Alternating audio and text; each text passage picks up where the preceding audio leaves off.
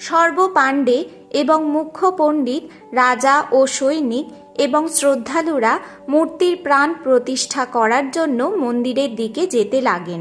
পরমেশ্বর এক শূদ্রের রূপ ধারণ করে মন্দিরের মুখ্য দরজার মাঝখানে দাঁড়িয়ে এমন লীলা করেন যেন তিনি কিছুই জানেন না বা কোনো জ্ঞান নেই যে পিছন দিক থেকে প্রাণ প্রতিষ্ঠা করার জন্য পণ্ডিত, রাজা ও সেনারা আসছে।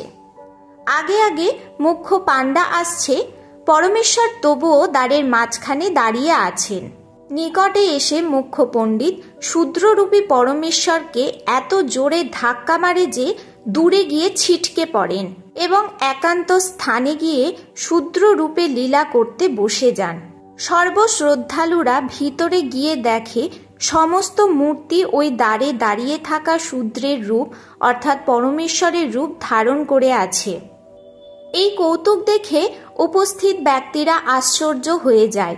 মুখ্য পণ্ডিত বলতে লাগে, প্রভু ক্ষুব্ধ হয়ে গিয়েছে, কারণ ওই শূদ্র মুখ্য দ্বারকে অশুদ্ধ করে দিয়েছে, এই জন্য সর্বমূর্তি শূদ্র রূপ ধারণ করে নিয়েছে, বড় অনিষ্ট হয়ে গিয়েছে। কিছু সময় পরে মূর্তির বাস্তবিক রূপে ফিরে আসে, তখন মূর্তির গায়ে গঙ্গাজল ছিটিয়ে পবিত্র করতে লাগে। কবিরদেব বলেন, অজ্ঞানতা ও পাখণ্ডের চরম সীমা দেখো, কারিগর মূর্তির ভগবান বানায়, পরে পূজারী বা অন্য সন্ত ওই মূর্তিরূপী প্রভুতে প্রাণ দেয় অর্থাৎ প্রভুর জীবন দান দেন, তখন মাটি বা কাঠ বা পাথরের প্রভু কার্য সিদ্ধি করে। বাহে পাখণ্ডীরা, খুব মূর্খ বানাচ্ছ প্রভু প্রেমী আত্মাদের।